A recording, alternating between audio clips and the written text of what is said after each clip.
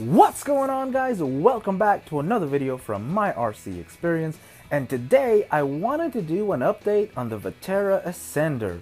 Now, by far the video that has the most views on this little itty bitty channel is the running video of my Vaterra Ascender. The one that has the most comments asking about anything is the Vaterra Ascender. Now, I still have that Vaterra Ascender, and I wanted to take the time to show you what I've done to it so far and what it looks like now. With that being said, bam! That right there, this beautiful yellow Jeep is the Vaterra Ascender. I know it doesn't quite look like it anymore, but I promise you the rails are the same, the axles are the same, even the same transmission is on there. I'll go over some of the features, what I've done to it so far, and please comment down below and let me know what you think. With that being said, let me take the body off and I'll kind of go over the mounting system, what I had to do to mount this body on there, and maybe you can gather something from this video to make it to where if you want to do something like this, something similar to this, or even if you liked it, hopefully it'll be informative or at least entertaining. So stick around, check this out. Well, there it is with the shell off of it. Now the body that it's using is a China Jeep hard body, one of those pretty common China Jeeps that a lot of people have been running. I really like the look of it. I like the interior. I like, honestly, that the doors opened up. And I wanted to mount that on my Ascender, and I thought the wheelbase would be pretty close. And it was. It was close, but I did have to make some modifications. But as you look at it, I'll kind of go over some of the features or some of the main features on the chassis. And if you've got any questions or anything else, I'd love to go over in detail all the little things that I did to it. But as it sits there, that is the original C-channel chassis from the Vaterra Ascender. That is still the same transmission. Now, I will say that I used a GCM forward motor mount kit. So the entire transmission and motor now set pretty much just right behind the shock hoops in the front with a transfer case in the middle. Now there is a shaft, and that was really the biggest issue I found with this build. There is a shaft that runs from the transmission right here, and I'm not sure if this will show up really well, but it's this black shaft here that goes from the transmission to the transfer case. That part right there is critical. That to me was what took the longest as far as this build goes. But getting that set up, that really made room for the entire interior on that hard body to where everything else would work just fine. As far as servo goes, I'm just using an XP digital servo. Puts out under 200 inch-ounces of torque, but I'm running those RC four-wheel drive dirt grabbers, and those don't need a whole lot of torque to move them around. Even with all the weight of the ESC, the servo, the receiver, the transmission, and the motor all pretty much sitting right on that front axle, it still turns the wheels with no issues at all. Now on the rear, what I had to do was, again, those shock hoops, those stock shock hoops on the rear didn't allow for the body to set on there properly. So I had to eliminate that. And while I was looking for some dinky RC cantilever kits, which unfortunately at the time of this video are discontinued, I did find this 3D printed bracket. One of our local guys had 3D printed this bracket that works essentially in the same way as the dinky RC cantilever kit, and it bolts on in the same way.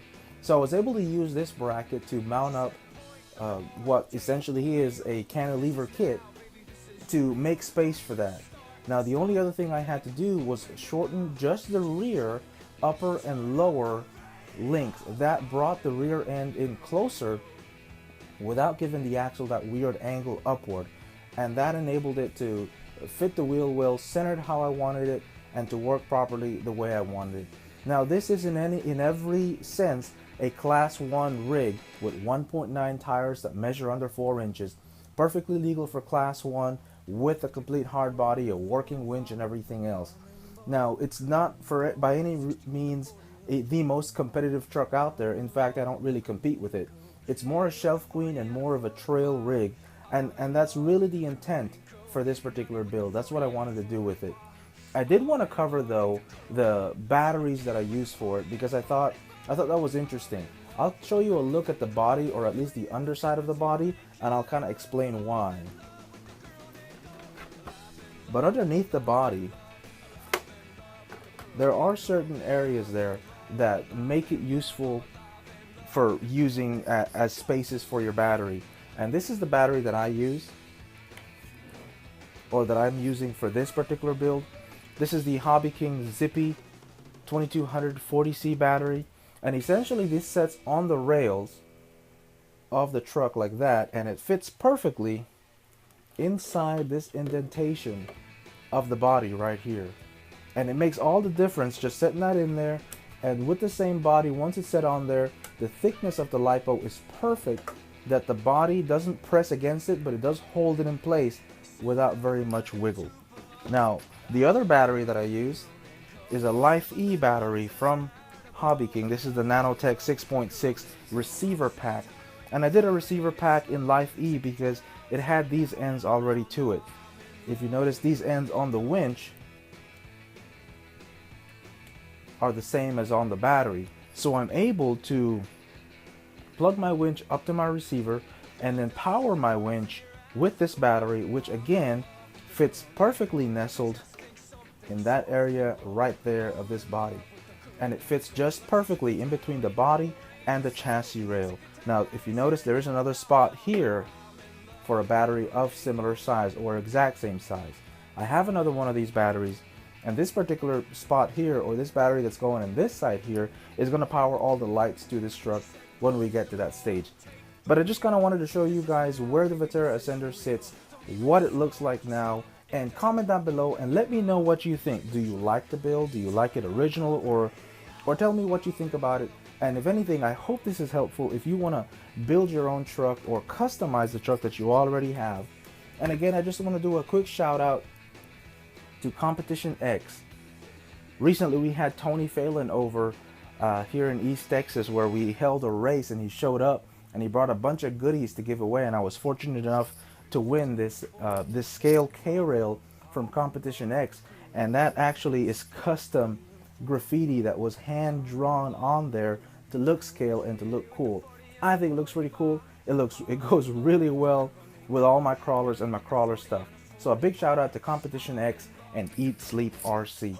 With that being said, guys, thank you very much for watching.